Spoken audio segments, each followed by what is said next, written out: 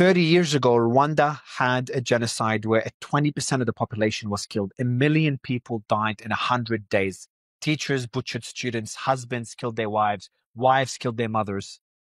It was one of the worst events in human history. Somehow today, Rwanda is one of the most advanced economies and safest countries in Africa, a beacon for hope for the rest of the continent. I sat down with President Kagame, the man that led a country reeling from the worst atrocities in our lifetime to becoming one of the most advanced economies in Africa, one of the safest countries in Africa. He was involved in saving the country from genocide, leading the militia that overthrew the genocidal government, and then rebuilt the country from scratch, even below scratch, to where it is today. And now he's in the middle of a political turmoil where he's being accused of being involved in the war in Congo, one of the worst wars going on right now. I hope you enjoyed this interview. It will probably be one of the most memorable stories you've ever heard. What you're saying is that aid could become a liability for a country. That is even an understatement. It is. Whoever gives you aid controls your life. Rwanda has a history in Congo. Congo, I feel, is like, it's not even a country anymore. As heartbreaking it is, it's just a land full of minerals that so many different people have their hands into that pot. If you looked at the list of 100 entities who are interested in the minerals in the Congo, Rwanda would come as 100th. Our problem is not minerals. Ours is about security. We really want peace. We want peace in Congo because it translates into peace for us. If you're sitting privately with President Felix right now, what would you tell him? I would tell him I wish he wasn't president of that good country.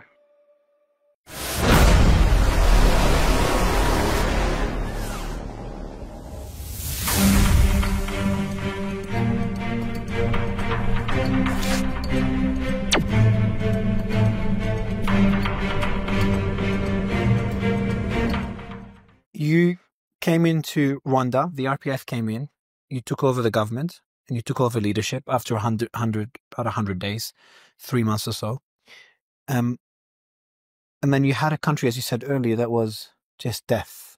There was nothing there, just dead bodies and dogs eating those bodies. Mm-hmm. And anyone that was alive was either a participant in the massacre or someone that was lucky enough to escape.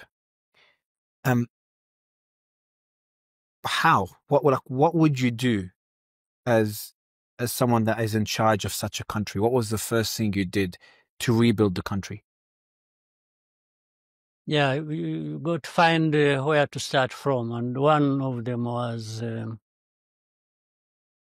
reorganize the forces that that had been fighting, and map out what next do we do. We at least the war is won with a huge loss. That's another issue. And then the other is what remains of people. By the way, this was accompanied in 94 at the beginning. We had nearly 3 million people who went into Eastern Congo. 3 million. And others about 600 to 800,000 into Tanzania. Wow. Yeah. So the whole country was emptied. Yes, and that was part of the strategy for them. It was like, if we are defeated, and then we shall empty the country so that these people, because they used to call us foreigners, that these foreigners who came in from outside, from Uganda, from Burundi, from wherever, by the time they come, they should find the country empty, meaning making it ungovernable, or even to fail to start from anywhere. So, but we did two things. We reorganized our own people, and were in no way hiding the fact that this was almost an impossible task to rebuild the country that starts from below the scratch and empty of people, because the refugees had others were displaced internally. 3 million went to Eastern Congo, about 700, 800 went to Tanzania, others hundreds to Uganda, others hundreds of thousands to both Uganda and Burundi. So we had others internally displaced in their thousands. So we had now to create a sense of security to allow people and start encouraging people not only to come back from outside, but also for those internally displaced to go back to their places and assure them nothing is going to happen to them, which we succeeded in doing. Now, this is where it becomes even very interesting. For the millions of those who were in Eastern Congo, they were held captive by the army that fled with them, and they had all kinds of arms. They had tanks, they had artillery, and they were all positioned in the camps. They had, so when they fled the AFDR, when they fled to Congo, they fled not only with like machine guns and machetes. No, they had tanks. Arms. Yeah. From what I know as well, the French troops, I think it's UN peacekeeping troops, they gave them a safe passage into Congo. They did. Right after the genocide. From 2 points, one southwest, Rusizi area, and then from northwest to... Because they expected, I'm assuming they expected the RPF, your group, to commit reprisal attacks and kill them. Not only that, they might have expected that, but more so, they had wanted to find time to reorganize and attack the country again, to take over the country. That was their plan? That was their plan. That's how they went with arms. They went with everything, by the way. The treasury was empty, the central bank, all the money taken, everything. They were living in a place called Mugunga in Eastern Congo, where even now there are refugees. But the point I'm bringing up is interesting, that is interesting for me is we kept urging them to come back and reassured them that nothing would happen to them. But those leaders, both in the army and in politics, were refusing them to come back, the millions. So what we did, and we warned them. We warned them that if they don't come back, two things. We will repatriate them forcefully because we don't even want the defeated army and the militias to hold them hostage and later on use them to come back. And we did that surgically. We did it actually with the minimal. So we kept urging them. And when we went and surrounded these camps and told people, ordinary people, to move out and leave these armed groups there. You did that, what, through radio broadcasts? We were doing through radio broadcasts. We were using UN as well, and we were sending people who had relatives among them to go and talk to them. They went. So the UN was telling people that? Yeah. Okay. We prepared that. So we actually now forced them back. Okay. And they came. Now the story here I'm driving at. Now the whole world, there was minimal loss of life in what we did, but we stood accused of having forcefully repatriated people. And the world was blaming us. For quite some days, they were all flowing, just like a river, more or less. In the 90s? Flowing, yeah, that was the 90s. Okay. And they were being accused. Now, the point I'm making here is the aid, the humanitarian industry had taken hold of things. So these camps should remain like that forever. So the aid agencies that were they're meant to help people build their own life and move on from the camp. The camp is meant to be temporary. Mm-hmm. You're saying that aid agencies had an incentive to keep that camp as is in perpetuity. It becomes an industry on its own. By the way, that is what the accusation is in Eastern Congo currently. But there have been camps there even before Goma fell or before the war, because of the chaos that has been going on in Eastern Congo. Now that these people took over FCM23, and people have actually started going back home, who now entirely the whole group has gone home, the aid agencies are accusing M23 and AFC of causing a humanitarian disaster, because there are no longer many camps to look after. So that becomes a humanitarian disaster. So what they're calling is a humanitarian disaster is people moving on from the camps and going home. Yes. But what's their incentive? So there must be a financial incentive then for them to run the camps? Because there's no other... Why else would... Of course there are. So saying... There is money flowing into these organizations for humanitarian activities or to run these camps. If you don't have these camps of people displaced, where even if you got the money, you say, unless you go to their homes and help them from there, which would be a noble thing. But that's not what they do.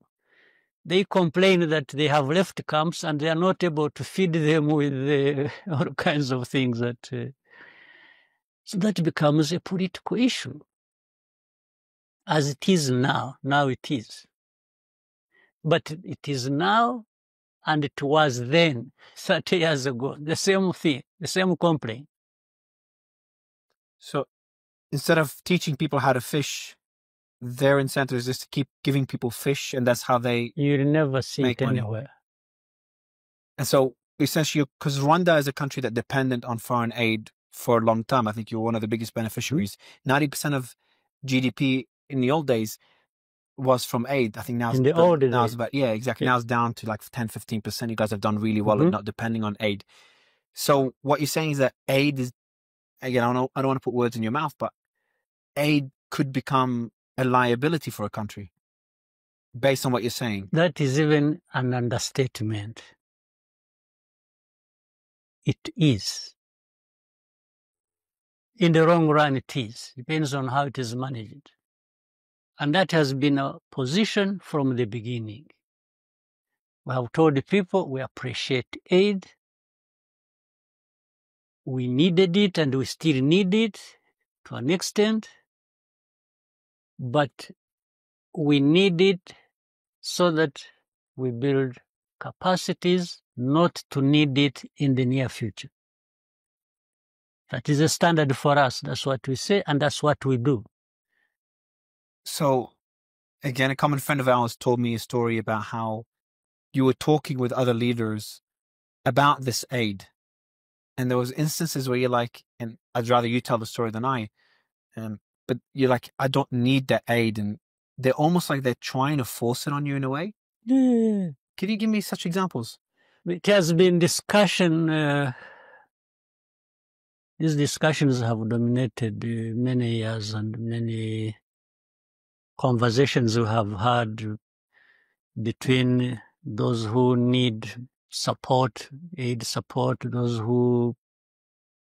And the question for us has always been, we need it.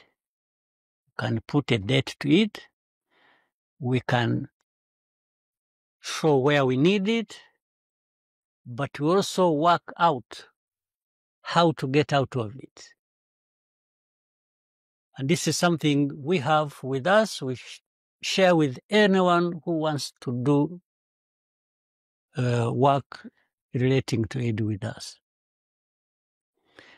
But that has attracted a lot of problems for us.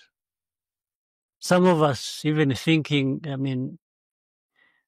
we have been branded either arrogant or insensitive or dictatorial or all kinds of names, just because of that.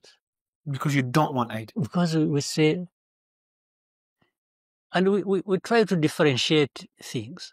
It's not that we don't want aid for the sake of not wanting it.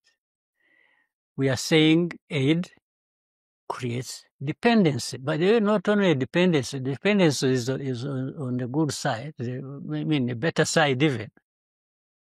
The other one is whoever gives you aid controls your life.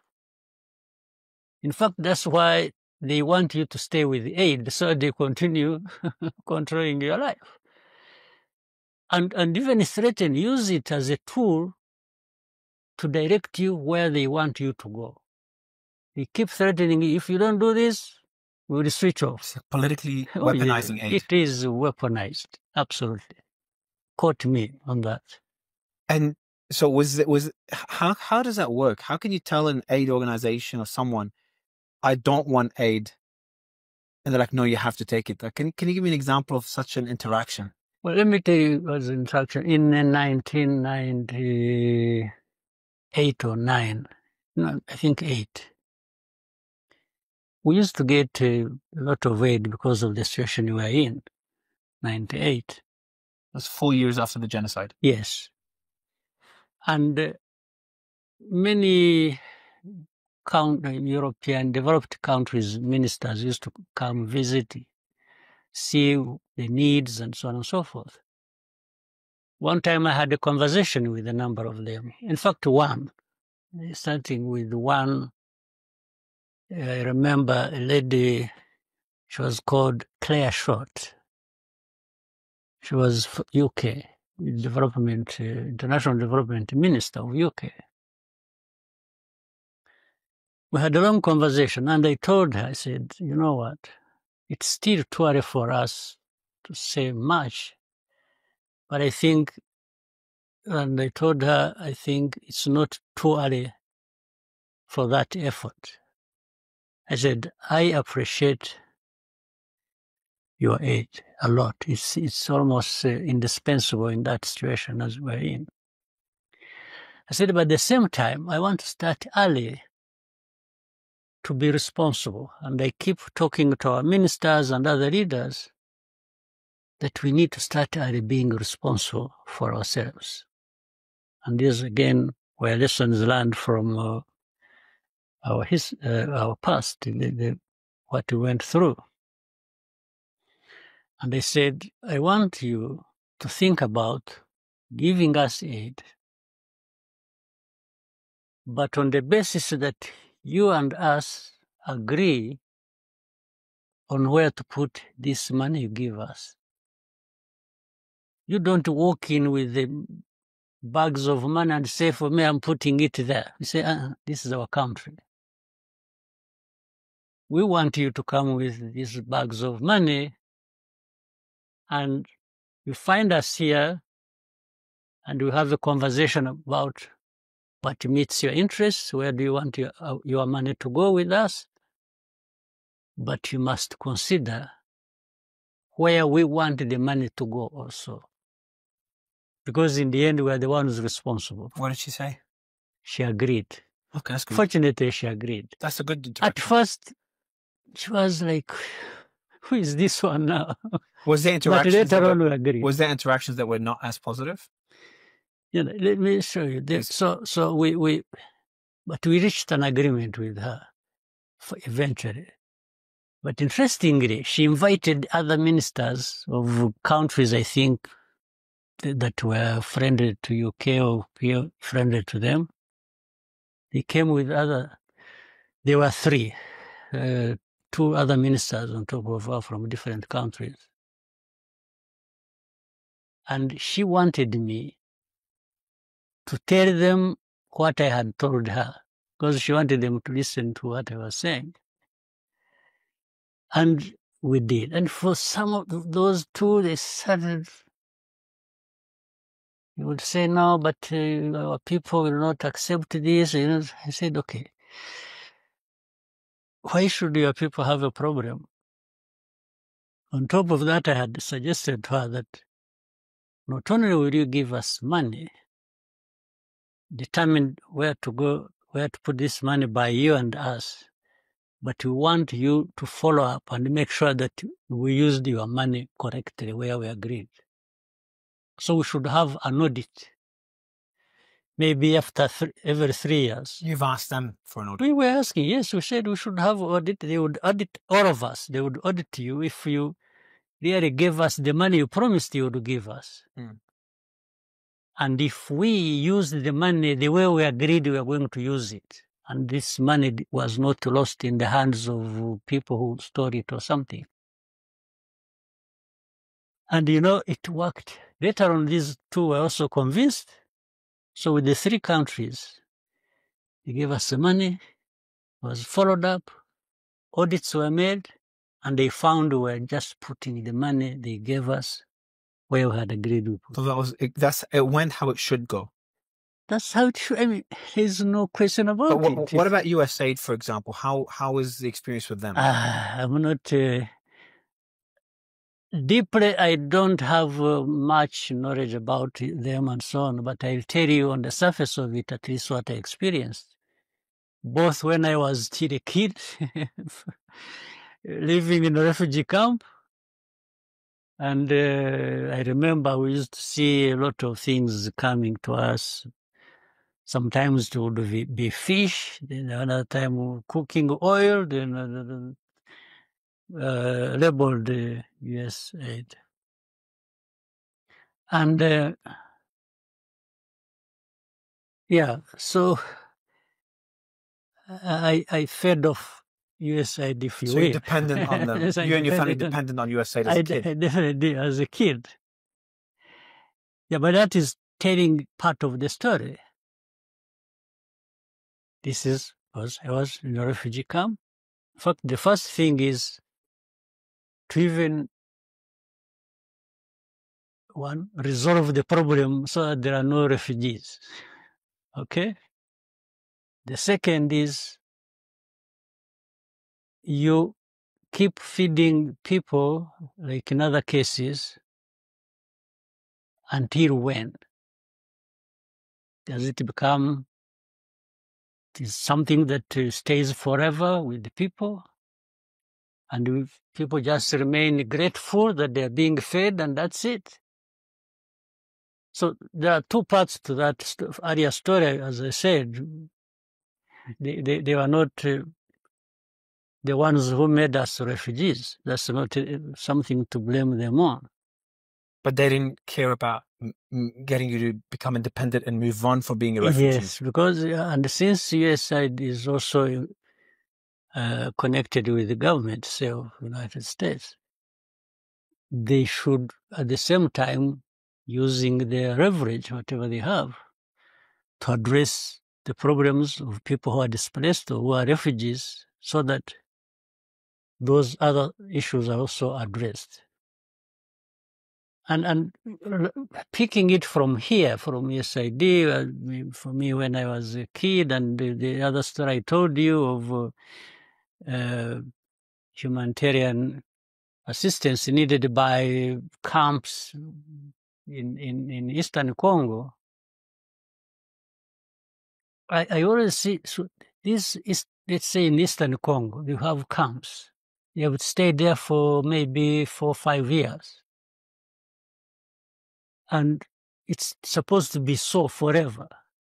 A situation like this one happens, however it happened, people are now removed from camps, they go back homes, whichever home, if they had homes, whichever places. And then there is a complaint that, this is a bigger disaster. That people have gone home is a bigger disaster. Instead of being called a success, it's being called a disaster. Yes, so there's therefore that mentality, there's that of dependency that, and it works across politics. It's not just one part. I'll give another example. We discussed with the leaders in East African community, that is Kenya, Tanzania, Uganda, Burundi, South Sudan, ourselves, and so on. We have a community with it. I remember I was that time East African Community Chair. We talked about, we could see a lot of flows of used clothes, second-hand clothes, tons and tons, more in Kenya, more in Uganda, Tanzania, Rwanda, wherever they were. So I raised an issue in the meeting. I said, and I told some of the countries I know in this community, I said, I know you grow cotton. A lot of cotton is grown in your country, in this country. When are we going to build our textile industries? If we have cotton, but we export it raw, the way it is in its raw form without adding any value to it, and then we import tons and tons and tons of used clothes. So we agreed, and everybody seemed to, they knew, but they were just reminded. And they said, that's the point. So we agreed we are going to actually make it very costly for people to keep pushing used clothes here so that in the end we develop our textile industries.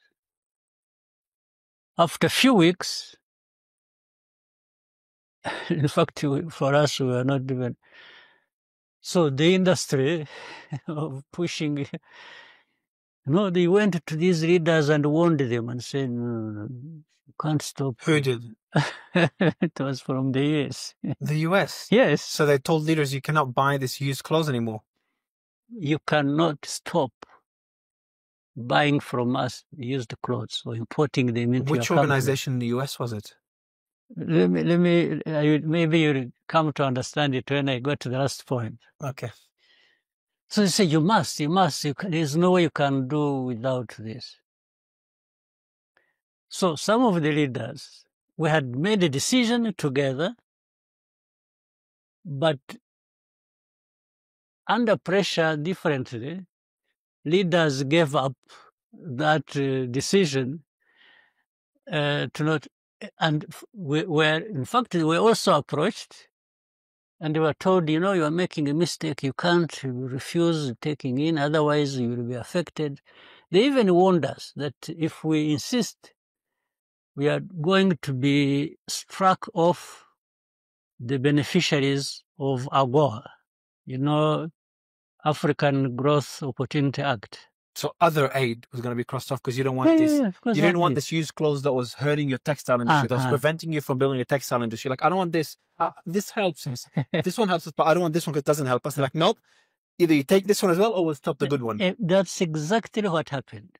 Now, for us, before we realized, all the countries who had agreed to take that decision had already given up, and they were already importing used clothes so that they continue benefiting from United States.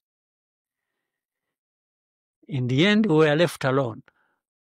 We didn't even know. And that time led us to being struck off the AGOA list. The others remained because they accepted. For us, we were struck off the list of AGOA beneficiaries because of this argument. But who makes those decisions? Is it like some junior people in those organizations? They're like, no, we need to keep that up? I don't know. But we tried to argue back. We sent back messages. We were telling whoever we could reach and say, but this is not fair. Blah, blah, blah. They just ignored us. Did you talk to anyone? But could you bring it up with someone more higher level up politicians? Yeah. The ones who are in charge of African desk, in State Department, and yes. That's crazy. So that tells you a bit of the story. Yes, that's about aid. It's about dependence. Yes. So you had to rebuild the country from scratch, and one thing that everyone talked about that you focused on was dignity, which. For me, it's so confusing that I had to literally search the definition of dignity because it's not something a term that I would use Why did the concept of dignity become so important for Rwanda after the genocide, and how would you define dignity? Yeah. For example, when I told you that we asked these aid donors to really give us a chance so that as we benefit from their aid, we're also building our own capacity so that we don't perpetually depend on them. That's about dignity. That's exactly what aid organizations should want you to do. Yeah. And it's about you putting yourself in a certain position that you really don't want to be dependent forever. It's about dignity. When we are telling people, don't push to us second-hand clothes endlessly. Let's have a time we can stop this, but also at the same time we develop our textile industries. It's about, you can't think like that and act like that unless you are mindful of what is your place in this world. It's about dignity. You even went as far as making begging illegal. Is that true? Or that's false? Begging for money, was that it made illegal at any stage? In a way that I think that must have come from that, because so it was true. It was made illegal. It was true. Okay, it is true. You made that decision, and in fact, what we did, we put 2 processes in place. It's fascinating. Rule of law. Yes, we did 2 things. One is for those who are capable, we gave them a chance to be trained to do something so that they can live on their earnings rather than those who are not capable, either handicapped in one form or another. We have a mechanism in the government of looking after them from government coffers. So you built it into a system where it no longer wasn't degrading as begging. It was no longer the dependence that existed during colonial times. You focus really on just changing everyone's mentality to no longer depend on others. That's exactly what it is. Because you could find some people on the streets begging, young men and women who are like 15, 16, 17. When they could go and work. When they could go, even started to do something. And in fact, we put a technical school which can take in up to close to 1,000 people in the western part of our country to teach people mechanics, or to be a mechanic, motor vehicle mechanic, or whatever, that category of things. And these young people were sent there, and they learned to do things. I was told, for example, the first batch that came out of that training, which went on for about 6 months, and then later on it was increased to a year. The first batch of 6 months, when they got out of that place, 70% found employment. Wow. 70%. Your model's becoming, like, the more I learned about what you did to Rwanda, especially after after 1994, you literally turned a country that was probably the most failed a country's ever been in Africa. It's just a complete genocide, to becoming the pinnacle of what Africa could become. And the model that you've built is something that other countries could emulate. And I know you've created an organization to teach other countries to do a lot of the similar things you're doing. Why aren't we seeing that in other countries, though? Or are we in Africa? Why is Africa still, as Christian said in one of our calls, it's always referred to as the country of tomorrow, because that tomorrow never comes? What are other countries lacking? What's stopping them from doing what you're doing? I can really speak for myself. For others, what I see, if they wanted to do things similar or like to ours, they can maybe succeed even more or better. But a decision has to be made by leaders, and it's about politics. It's about politics. You can, and people are the same everywhere. If you brought them an opportunity in any part of Africa, Africa is still lagging behind other continents, but what has made other people rich are the same things that they would make Africa rich. Because Africa is endowed with resources. I mean, take a country like DRC, by the way. Congo is a good time to pivot because DRC is an incredibly rich country. Very, very rich. But there are other countries which are minerals. Okay. Why would a country like that ever have to beg for anything from anyone? Why? I should be asking you, it's your neighbor. Yeah, but I'm just using the question to answer you to show that it's about politics, it's about management, it's about, by the way, that integrity that we're talking about. You know, to these leaders feel they should be working with their people and to make sure that they benefit from these resources and raise everybody to a much higher level. Once you don't think about it like that, then it doesn't happen. Because in every country of the continent, I'm sure in the United States you see many Senegalese, many Rwandans, many Congolese, many, and they are as brainy, as endowed, as, you know, they have the capacities like those people in the United States or like in Europe and so on. Then why aren't they prospering in Congo? What is, like, Congo is a perfect example of this happening today. It's the politics of continent. It's just the system is so flawed. It is just, yeah. The way I see it, so you have a history with Congo. Yeah. Obviously, a lot of Rwandan citizens migrated to Congo, escaped to Congo prior to 1994. A lot of Tutsis are there. Now, I don't want to use those terms now, but they're still being used in Congo. A lot of Tutsis prior to the genocide. After the genocide, a lot of Hutus as well. So there's a lot of Rwandan citizens in Congo. But are those, by the way, there are those bona fide citizens. Part of that Congo was carved out and left into Congo during colonial times, during the Berlin Conference, when those borders were being drawn. So the Eastern Congo? Yes. Eastern Congo was a separate country or what before that? No.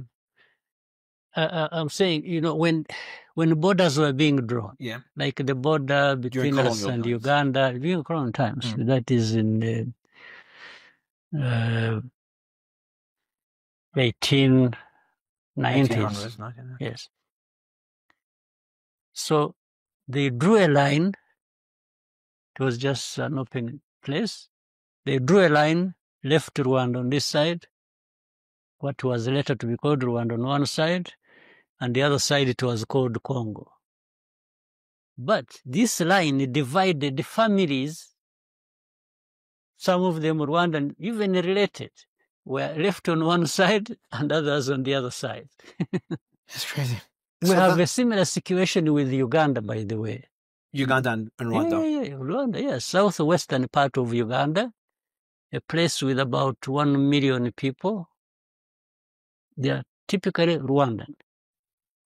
But by that divide, during colonial times, these people were left there as Ugandans, and others were left here as Rwandese. So just Africans split with lines. It is everywhere across the continent, in actual fact. That's crazy. So the issue now is, you can talk about others who migrated and went to Congo from Rwanda, or vice versa, whatever it is, before that, whatever it is. But there are those who are indigenous to that place. And in fact, these are the ones who are fighting, whom the government is uprooting and saying, you go back to Rwanda. You're talking about the M23 now? Yeah. And we have, by the 130,000 people, refugees from that group, 130,000. From Congo in Rwanda. Yeah. They've been living here for the last 23 years. And Congo doesn't want them back. It doesn't even want those who are there who never came here. Are they the ones labeled as Tutsi, or they're different? Yes. The Tutsis. Yeah, exactly. So that's where the Tutsi minority is also being targeted in Congo, as it was in Rwanda. And that's a big concern that you have. That's the point. Because you have, again, going back to the history with Congo, because after you became the leader of Rwanda, in 1996, there was a leader called Kabila in Rwanda. He was very corrupt, supported by the US during Soviet Cold War era. Then the US withdrew its support. That was Mobutu. Sorry, Mobutu was the one. Sorry, Mobutu. Yes. And then Kabila is the one that you supported. Yes. Francis Kabila. That took over power. And then Francis Kabila and you guys, your relationship broke down for whatever reason, without going into the weeds. And then there was multiple wars where Rwanda was involved. And then he was shot by his bodyguard. His son, Joseph Kabila, took over. Then there was an election, and we have today's leader, Felix. We'll call him Felix, because his last name is too difficult to pronounce. Yeah. So Rwanda has a history in Congo. Now, this is where I try to break it down, and I see we've kind of framed the entire history, so to give at least listeners a bit more understanding of the story. But it's also very complicated in Congo. Congo, I feel, is like it's not even a country anymore. It's just, as heartbreaking it is, it's just a land full of minerals that so many different people have their hands into that pot. Countries, those who gain more are from outside. Exactly. That's how I see Congo. Yeah. And it's on your border. So you're all over the media now, and every single journalist that interviews is like, are you in Congo? Is Rwanda involved in Congo? Are you supporting M23? Without really understanding the context.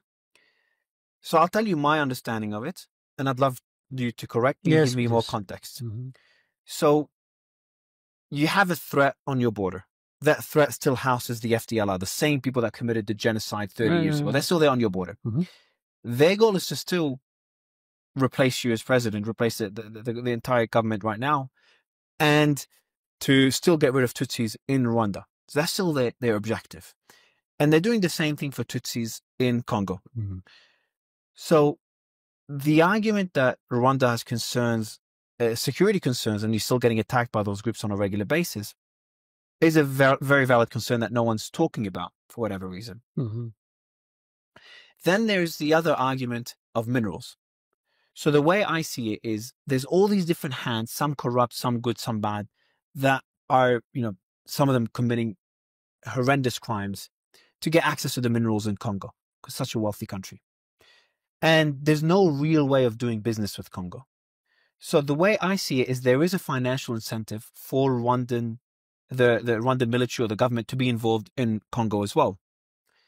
And your preference is to do it above board. You want to do a deal with Congo, whoever's in charge, and get rid of that security threat, but also be able to do business because, you're landlocked, you have people to take care of, 13 million population. You have minerals in Rwanda, just not even close as much as Congo. So the conclusion that I came to with my limited knowledge is, you don't think the current government is doing the best job. You think they operate in a country that everyone wants it to be unstable because that's how they get access to the minerals. You think the leader of the Mr. Nanga, who's the leader of the AFD, which is the M23 is part of, he's also technically the leader of M23. He could become a better leader than the current president. My conclusion is that the Rwandan forces are involved with M23. Potentially, last time you asked, you said you don't know if there's troops there. I come to the conclusion that there is troops there for security concerns and potentially to be able to do business. That's the only way. And your end goal is for Congo to be stable, a country that's 10 times bigger than you, for Congo to be stable, even more prosperous than you if that's possible, and to do business with Congo a peaceful way. But you're not able to reach a path to that. So that's my conclusion. I might have gotten many things wrong. I'd love to get your thoughts on everything. I think you've kind of summarized things quite well. But let me also try to say this.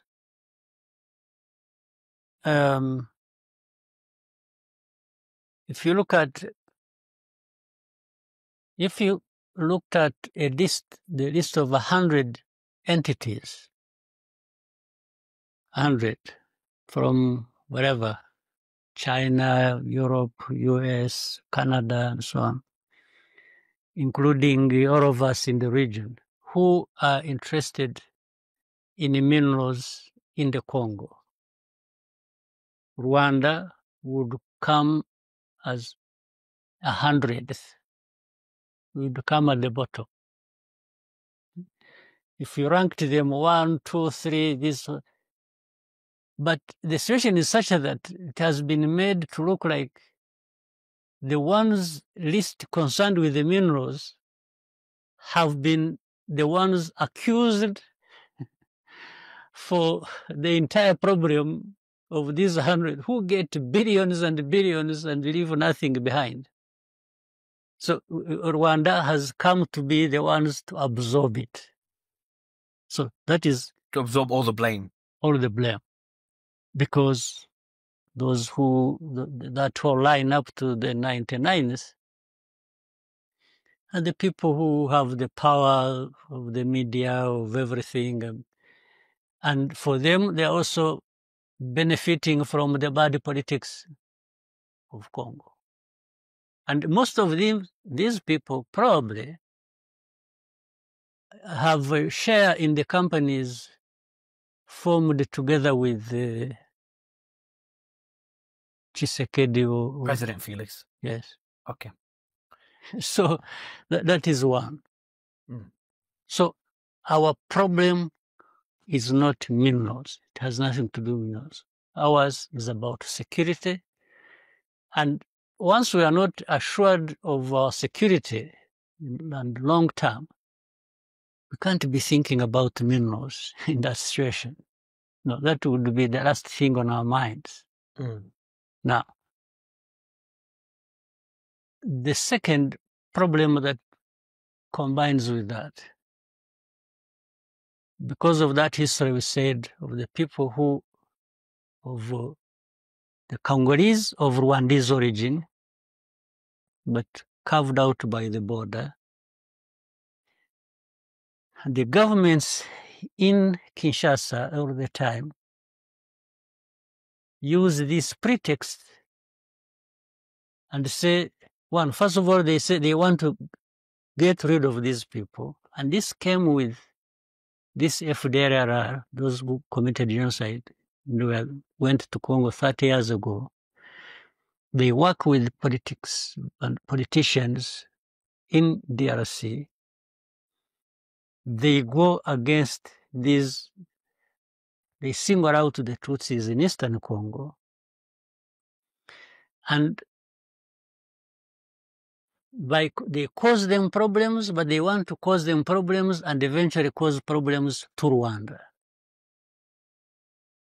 Now, these are things we have discussed with everyone, whichever government that has come into Congo since after Mobutu. So that includes Kabila, the one that you've helped get into power, and his son. And even Tshisekedi and Felix. What does Felix say? Like, I know publicly he calls you Hitler and he says all these crazy things. I think he has a genocide ideology like Do you think so? He's that extreme? I think so. He is. Have you spoken to him privately? I have spoken to him like 100 times before these problems. Was there any common ground? Like was there any? Yeah, we discussed even when he became president. By the way, I don't mind how he became president. He was not elected both times. The first time he was handed over power by Joseph. Yes, there's no question about it. The second, he just declared himself, and that was it, and told everybody to shut up, and that's what happened. Okay. So, but that's not my problem. It is a problem I think Africa has bigger problems than getting to democracy. But when you look at, let's go back to UN a bit again. The UN has been there now for about 24 years, has been in Congo. UN. Even currently it is there. They have had about 17 to 18,000 peacekeepers, so-called, in that place from different countries. Some from Latin America, others from North Africa, others from Asia, they're all over. they have spent, if you calculate the amount of money spent on that mission over that year, over that period of 24 years, is close to 40 billion. Now, the question number one is, what did they actually come to do? To keep peace? Which peace is there? To bring peace? Which peace have they brought? To solve the problem concerning Rwanda of security of these FDLR that have lived there for the last 30 years? Nothing. So why are they there? The only thing they did relating to this, they have over time repatriated some FDLR and their families. Back to Rwanda? Back to Rwanda. It's on record. It's recorded. The rest, I don't know. So why are they there, in your opinion? This is the whole thing. This is the crookedness of the whole international system we are talking about. So you I think can't answer. So essentially, there's so many, as you said earlier, there's so many hands in the pot when it comes to Congolese minerals that they. So many. So the only, and they're non-governmental hands, yes, or governmental as well, both. Some smaller governments, but it's a lot of private companies, yeah. It's both. It's very much governmental, even those governments from outside. So they create something, UN peacekeeping force, humanitarian this, and then to cover up everything else that is being. So because when you ask, you say, yeah, we are helping the people in the camps. You know, when they do this, you say, no, but you see, we put some FDR on the trucks and carry them to Rwanda. This is what has cost 40 billion. Yes, and on top of that, tens of thousands of lives as well. Yes. Like what the story. But if you ask them, we say, what security did you bring to Rwanda concerning them relating to FDLR? There's nothing. That's why they are still there. That's why they were being brought into the country, those who were captured during this fighting just 2-3 days ago. Yeah, I heard that the last few days there's a general that was part of the. That is the one I told you who killed my own aunt. Which I didn't know she was also royalty. Yeah, she was. She's a cousin sister to my mother. Okay, so based on what you've said so far, you know, I try to always kind of put myself in your shoes. Obviously, it's a lot harder than it sounds, but your solution would be to support a group that could either create a security buffer zone on the border. Let me tell you this. We have been demanding for years, and we'll keep doing so until we get it. Our borders, this time and particularly with DRC, must be secure from these people. And the world knows about and has ignored. There's no question about it. So they've essentially left you no choice. That's what it means. And we have, but by the way, let me say something else. This fighting that started 3 years ago did not start with Rwanda. Those guys who started the fighting did not come from Rwanda. You're talking about M23. M23. Yeah. Their problem was there in 2012. So the problem came back 10 years after. It means in between, nobody addressed their problem, neither Kinshasa nor anybody else. And they are the ones who started the fighting. The way it is brought, the way Rwanda is brought into it, is by saying, these are Tutsis. It's like you wanted to finish them one way or the other, either by sending the entire group to Rwanda to live there and leave us alone, leave Congo, or kill them and finish them. So that didn't happen. So making it difficult to get rid of them into Rwanda or to kill them entirely, Rwanda is the one that made it impossible. So we should be blamed for that. Yeah. One question I asked as I did my homework is, I'm like, why would the president, from the outside, and I think you'd agree, is that it looks very evident that Rwanda's supporting M23. And I'm saying this myself, so you're not saying it. I wouldn't even run away from. It depends on what you see. Why sometimes we have been vague and so on. I'll tell you this. I'd love to. Yeah, I'd love you to tell me. And I think I know why as well. You see, if they keep saying, "Are you in Congo?" and I say yes, that becomes they blame you for everything. The only problem, and that is the end. Exactly. That's what I learned. So this one, so it even has legal implications. They see, he even said it. And the other problems, why Rwanda could have gone there or why they could have done this, all those problems are forgotten. The only problem is, why are you in Congo? And they blame everything that's happening in Congo. It's been happening for decades with all these different groups fighting, all these different countries with their hands in Congo. Everything's gone because Rwanda said that small country with 13 million people said they have troops, or they have not troops, sorry, they're supporting M23. All the minerals that have been worth billions and billions, they say, you see, the whole money was taken by Rwanda. For us, we are... Yeah, that's what I learned. Because I was really confused on... Yes. No, that's the reason. Because you're a very direct person, so you're always very honest, very open, very direct. Your team I tried even on that to be direct. Because I said, Rwanda has taken defensive measures. It's up to anybody to interpret whether that means I went into Congo, or I'm very close, or I'm... But they want that soundbite. They want that soundbite. Which I don't. I'm intentionally trying not to get that soundbite. I can't give it to them. I don't exactly, because it's just a very, honestly, it's a very unethical way of having a discussion. Instead of trying to understand the issue, you try to get the soundbites, so you get the clicks. And it's just a very disingenuous way of having those discussions. Yes, that's so. Otherwise, I like when they ask you, "Is there Rwandan troops in Congo?" I don't know. Like, you're the president. How do you not know? I was like, I don't know many things. There are many things I don't know, including why somebody would be asking me that question when he knows the truth. Exactly. So. But what is the solution? Like, for me, what always drives me to have these discussions is I always try to find solutions. I'm a bit naive because I simplify very complicated problems. But sometimes simplification helps you get some progress. So when you look at Congo,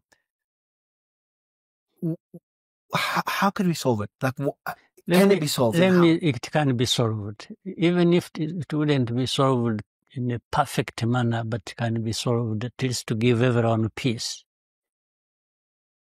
Let me start with what it is now. Now, what is needed is for parties involved and others who want to support to stop the fighting, have a ceasefire. 2, it is to find a process that resolves political issues peacefully. And that will require the leaders of Congo to take the bull by its horns and accept the reality and say, I must talk to these Congolese opposed to me. I must listen to them and what are their grievances. Even if they picked out of 10 grievances and they picked 6 and said, okay, on these ones we agree. On the other 4, we don't agree. That's progress. Now, 3, they must recognize the security concerns of Rwanda and address them because they are based in Congo, and in fact, they've been associated with the Congolese government. So there must be recognition of that. Now, the rest would come under that. Even if we got a minimum on the 3 or 4, ceasefire, political concerns addressed of the Congolese, I can come to the format later on, if that is. Then security concerns of Rwanda, they are not going to be negotiated. So, but what is President? If you tell this to President Felix, what does he say? Like, he has no incentive to. He keeps saying it publicly. He says he will never talk to these ones fighting him. He has to finish the problem militarily. But why? I can't be responsible for what is in his head or not there. I can't be responsible for that. I really don't know. I can only say what yeah, but even those countries that have interests in Congo, it's their right to have interests there. They should also find that their interests would be served better by solving these problems and in this manner. What do you think of this potential solution? You're kind of taking it from Trump's playbook with Ukraine. So President Trump is like, hey, I'll protect you, Ukraine. I'll help you reach peace in a way that favors you to a certain level. But in return, I want access to your minerals. Couldn't the Congolese government do deals like this? Say, go to Europe, go to the US, say, we'll go to Rwanda, go to different countries that are involved in one way or another, say, let's do a deal. M23 lays down their arms, we do a deal, we'll remove the FDLR from your border, and we'll do a business deal with the minerals in Eastern Congo, okay? And then they go to the US, give us security guarantees with all these different militias and stuff, so they go, they stop fighting, and all these different private companies that are weaponizing them, get them out of the way, and you'll have rights to the mines in that territory. That seems like, sounds interesting. Maybe it would address the problem. As long as one of those things you have mentioned is about somebody credibly guaranteeing that security concerns of Rwanda will be addressed and on a durable basis. The rest, that for me, I pick that one first, and then the rest is I'm open for discussion. Yeah. And you've met many world leaders. You've met Putin. You've met Xi Jinping. Different U.S. presidents. I've ever met, yes, even President Trump. Trump as well. I think it was in Davos. In Davos. Davos, yeah. Has that idea ever been discussed with any leader? No. Okay. So please try and raise it. These leaders. It could be interesting to discuss. Interested in pursuing it. Yeah, I think the deal that's happening in Ukraine. And what is their take on for Xi Jinping, someone you've met on more than one occasions? What's his perspective on what's happening in Africa? I think we talk a lot about. There are many perspectives. I'm actually impressed by his perspectives. He's been engaged in Africa. He's been mainly economically. They don't get involved in the politics of countries except economic, which again, the benefits of that will depend on how the very countries are managed. If it is a country managed well and has deals with China, they benefit. If it is a country not managed well, I don't know what happens. Because when you've heard that some countries are heavily indebted and so on and so forth, well, I would ask the countries, where did you put the money? But otherwise, is anybody expecting China to go around throwing money at people? No. But they're not too interested in peace. Have they tried? Have they? Is there Chinese efforts for peace? They cannot. It can't be that they are not interested in peace when they are making such investments. Okay, so they're interested. Okay. Yeah. But is there active efforts from China to try to reach peace in Congo, for example? They have not been involved with matters of Congo. It's too complicated.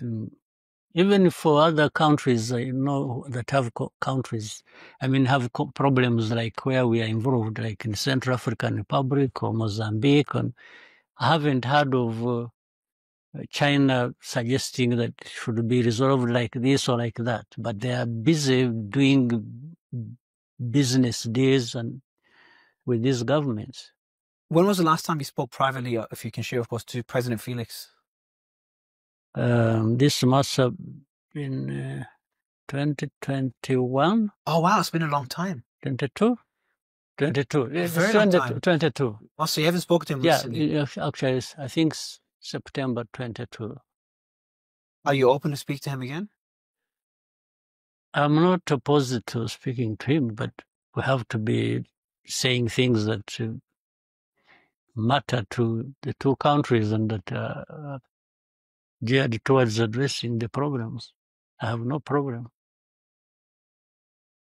But making deals with Tshisekedi is... Making deals with what? With Tshisekedi, with Felix? It's very difficult. It's the most difficult thing. The most... I am just challenging anybody. I want to see anybody who has made a deal with him and who would say, you are telling lies. I would want to see that. On the contrary, I have dealt with him. I know. You say you agree something, just as he steps out the door. So it's an issue of leadership. Out of the room. It's completely either forgotten, changed, or some we will say, no, we didn't say that. So it's an issue of leadership. Yes. Well, we've tackled a lot of topics. I think the story of how you've rebuilt a country from scratch or below scratch is, a perfect symbol of hope for other African countries. Now, I hope Congo, Sudan, other countries go down a similar path, because I know the atrocities that are going on there. I also hope the world starts to pay attention to what's happening in Africa. Similar things, if 10% of what's happening in Africa happens in some Asian countries are similar, but in Asia or Europe or the US or Latin America, it will be all over the news. Literally, your team told me yesterday there's dead bodies being burnt and eaten in Congo on a regular basis. I didn't know these things still exist. I thought those are ended 10, 20, 30 years ago. They happen. It's heartbreaking. So I appreciate your time. I appreciate being as open as you have been. And I hope, if we meet again, it'll be under different circumstances. And I hope that, even though that hope looks slim, that we see peace in Congo and long-lasting peace. We really want peace. We want peace in Congo because it translates into peace for us. And so that we continue rebuilding our small country and that has had enough of suffering, more than enough. We can't be the ones who are looking for any trouble to take us back to those days. If you were sitting, last question I want to end it with, if you were sitting privately with President Felix right now, what would you tell him? I would tell him I wish he wasn't president of that good country. Okay.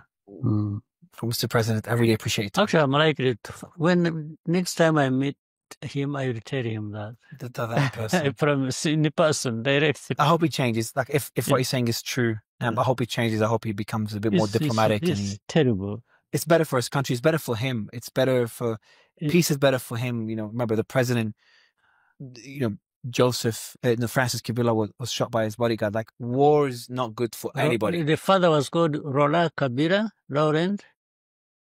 And then the son is Joseph. Joseph, yeah. Laurent Kabila is the one that was shot. Is the father. I thought it was Francis, my bad. Yeah.